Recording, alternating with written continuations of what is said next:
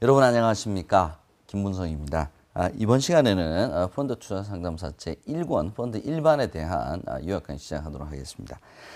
이번 시간에는 법규와 직무윤리, 투자자 분쟁 예방까지 아주 짧은 시간이기 때문에 제가 기출됐던 문제와 주로 핵심적인 부분들을 중심으로 해서 요약해서 여러분께 말씀을 드리도록 하겠습니다. 우선 D-30에 보시게 되면 법규 나옵니다. 순서대로 한번 보죠. 자, 펀드의 개념이 나옵니다. 집단성, 간접성, 실적 배당 원칙, 투자자 평등의 원칙, 펀드 자산을 분리해야 된다. 예, 요건 아주 기본적인 개념이니까 알아두셔야 될 것 같고요. 그 다음에 투자 펀드에 대한 규제 기간이 뭐냐?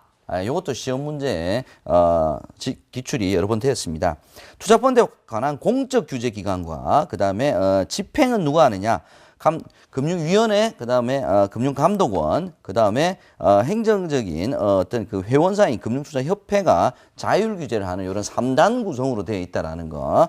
요게 시험 문제 한번 기출이 된 적이 있습니다. 그래서 공식 규제 기관, 집행 기관, 그 다음에 자율 규제 기관 이렇게 해서 세 가지를 구별해서 알아두셔야 될 것 같습니다.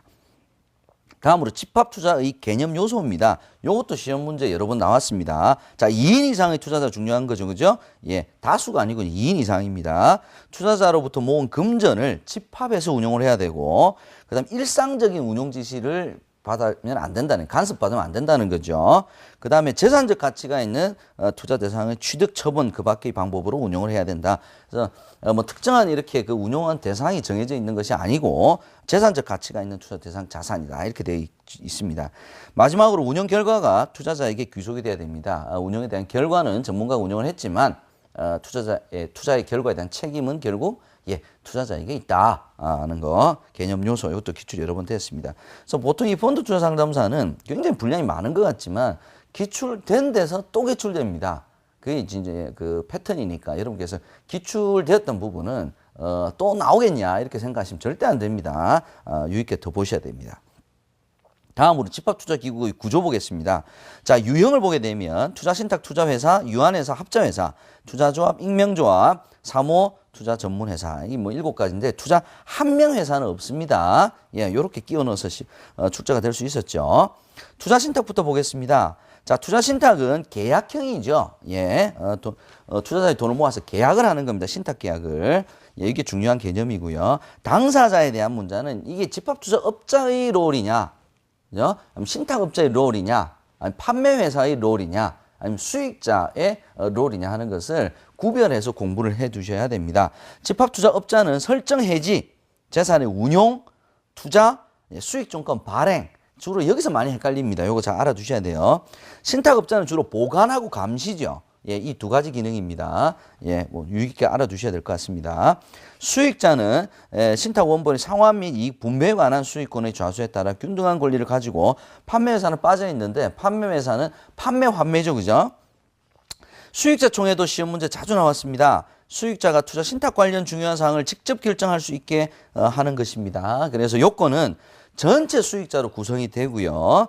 그래서 자본시장법 또는 신탁계약서에 정한 중요한 사항에 의해서만 의결을 합니다.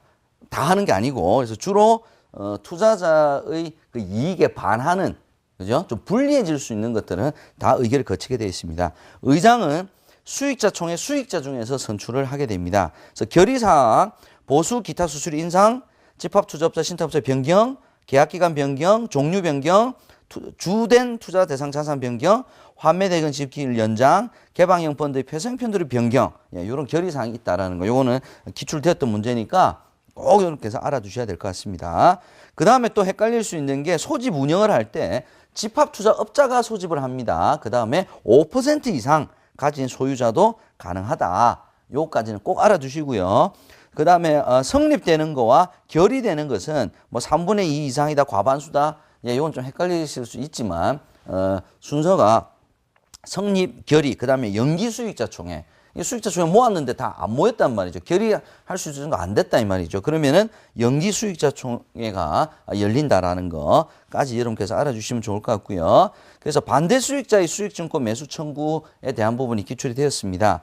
그래서 수익자 총회 의결에서 난 반대한다 이거죠. 그럴 경우에는 이걸 되사주게 돼 있습니다. 그 이제 매수 청구권이라고 이야기를 합니다. 그래서 투자신탁계약 변경 및 합병 결의의 사유 때에만 이 매수 청구권이 인정이 된다라고 하는 것을 여러분께서 알아두셔야 될 것 같습니다.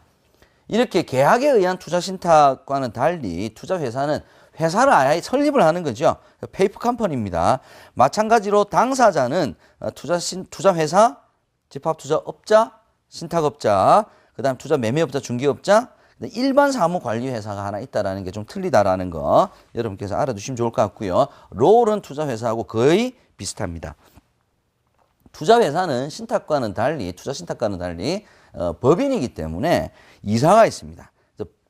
집행을 하는 법인이사가 있고요. 감독을 하는 감독이사가 있습니다. 그래서 법인이사는 주로 집합투자업자가 법인이사가 된다라는 거. 그 다음에 감독이사는 2인 이상을 선임해야 된다라는 거 알아두셔야 될 것 같습니다. 그래서 이사회는 법인이사와 감독이사로 구성이 됩니다. 그래서 이사회 소집은 누가 할 수 있는 게 아니라 각 이사가 다 할 수가 있다라는 거 알아두셔야 될 것 같습니다. 그 다음에 수익자총회가 있었다면 투자회사에서는 주주총회가 있습니다. 그죠? 중요한 사항을 의결하는 겁니다. 역시 소집권자 성립 의결에 대한 부분들은 수익자총회와 비슷합니다. 그래서 구별해서 알아두셔야 될 것 같습니다. 다음으로 집합투자기구의 설립 보겠습니다. 자, 설립을 할 때 그냥 설립할 수 있는 것이 아니고 10억 이상일 경우에는 미리 신고를 해서 인가를 받아야 매출을 할 수가 있습니다. 그래서 이 신고하는 절차를 우리가 증권신고서를 제출한다 이렇게 이야기를 합니다. 그래서 금융위에 등록을 해야 가능합니다. 증권신고서는 모집 매출 총액이 10억 원 이상인 경우에는 꼭 수리가 되고 난 다음에 매출이 가능하다. 판매가. 그래서 제출 의무자는 증권 발행인으로서 투자신탁 투자회사에 따라서는 투자신탁은 집합투자업자가 될 거고요. 집합투자회사는 투자회사는 법인 자체가 바로 펀드이기 때문에 집합투자기구가 합니다. 그래서 효력 발생 기간은 원칙적으로 15일입니다. 그리고 여기서 이제 시험이 많이 이제 나오는 것은 보통 이렇게 신고를 하게 되면 금융위에서는 20일 이내에 등록 가부를 결정을 해줘야 된다라는 것이고요.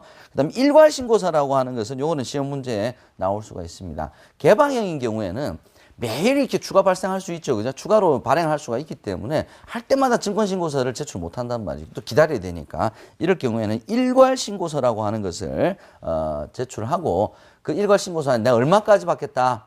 얼마까지 하겠다 이러면 그 범위 안에서 계속 추가 발행할 수 있도록 하는 것입니다.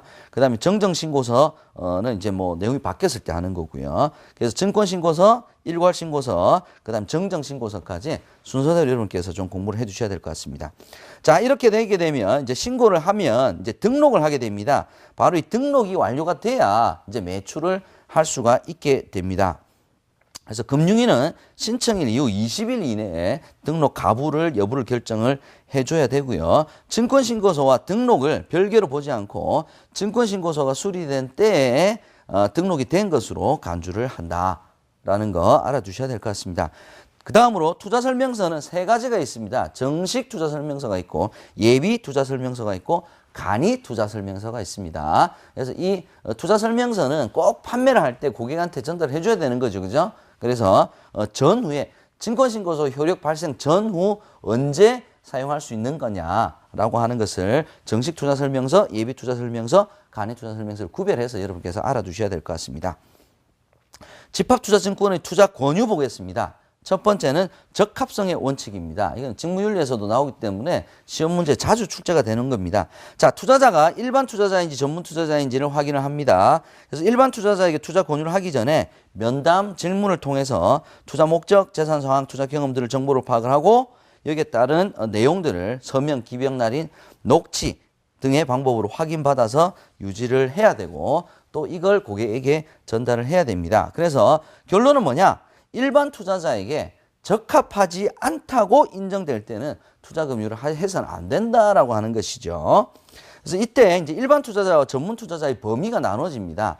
그래서 전문 투자자의 범위가 국가지방자치, 한국은행, 금융기관, 주권상장법이 뭐 있었습니다. 예, 요거를 여러분께서